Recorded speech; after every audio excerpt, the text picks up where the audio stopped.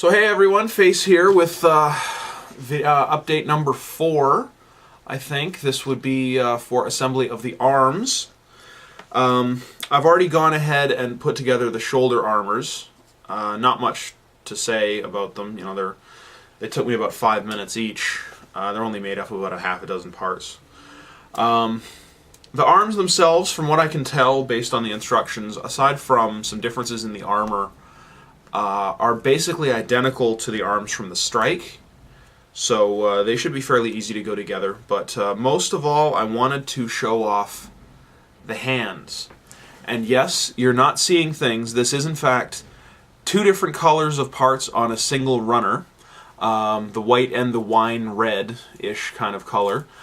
The hand, you can see, is kind of splayed out here. Each of the fingers and the thumb and the palm of the hand is all molded as one single unit. All you have to do is just trim it from all the different parts, runners, and basically add the back armor plate and the palm, and it's finished. So this is what this is a technology that Bandai, I believe, they developed for their kits. It's called system injection. I don't know how it works. I don't know what the process is involved, but from what I understand, it can allow up to 4 different colors on a single runner. This here is runner A from the set, which includes 4 different colors. There's the white, red, gray, and clear green.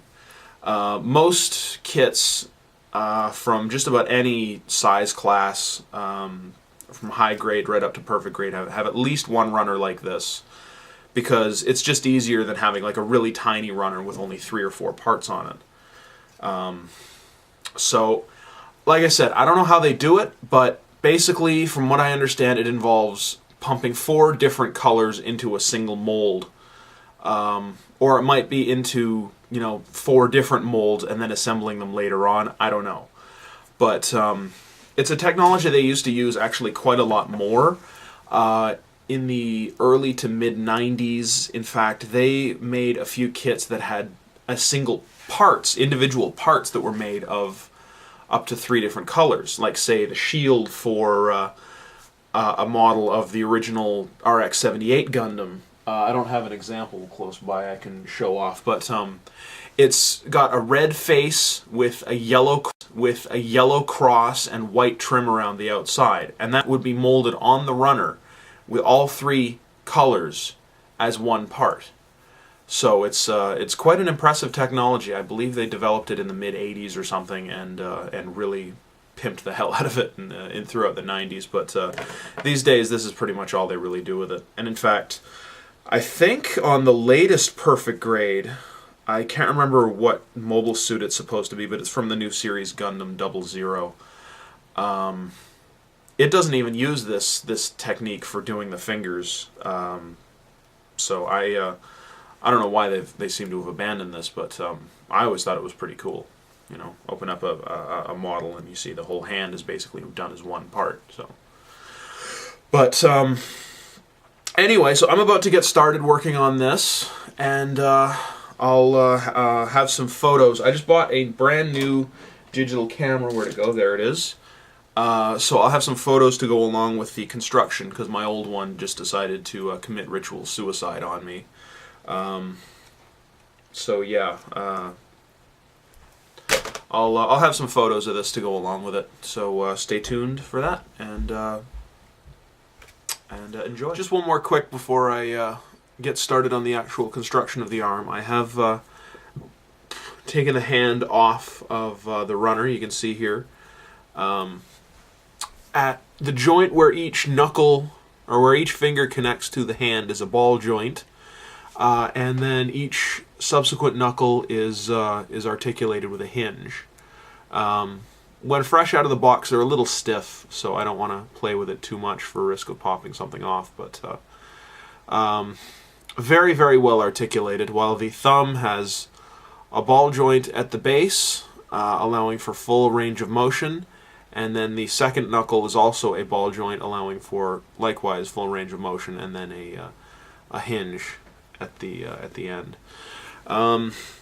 Once the hand is fully assembled with the armor plate on the back and the palm piece attached, it has a little slot, not a slot, a tab right here to allow the weapons, the beam rifle, the beam saber, and the Gerbera straight to attach very securely to the hand, so there's no risk of it falling out. So yeah, now that that's out of the way, I'm going to actually get started on assembly of the arm. So enjoy. So that is one finished arm. Like I said, uses almost exactly the same frame part for part as the Strike. The only real difference is the armor paneling, basically just the white and the lighter red parts. All the burgundy pieces are all the same as on the Strike, but other than that, not really a whole lot to say. Similar to the leg, it does have some shifting armor parts. If you see it when I move the elbow, there's some bits that shift on the bicep area, and in addition, the lower arm can move and shift around a little bit. Other than that, not really a whole lot to say. There is a latch on the back of the elbow where you can attach the shield. Having not built the shield, I don't know quite how it fits yet, or how this will actually sit when it's mounted, but it's pretty neat. It's very well concealed when it's not attached, so you can't even tell that there is a latch. Other than that, fingers still maintain full articulation, as you would expect. And like I said in the last clip, I don't know if you can see it, but there's a little tab there where the weapon kind of pegs in. The weapons all have a little slot to allow them to tab in and stay secure. So yeah, not really much to say. I'm going to get started on the next arm in a little bit. I'm going to take a bit of a break. But I'll have some photos and some video of it in the assembly process, showing it bit by bit. So keep watching. Da da da da. That is one assembled Astray. So yeah, I'm pretty happy. I actually got it together pretty quickly. So as you can see, I've got both arms finished and attached. Now all that's left to do is the weapons for it, and maybe at some point get some batteries for the eyes. So I'm going to set this aside for now, and once I finish the weapons, I'll do a video for them and a final video showcasing the completed fully assembled model with weapons and shield and everything, showing off its range of motion and whatnot. So stay tuned for that. It'll probably be coming tomorrow. Happy modeling.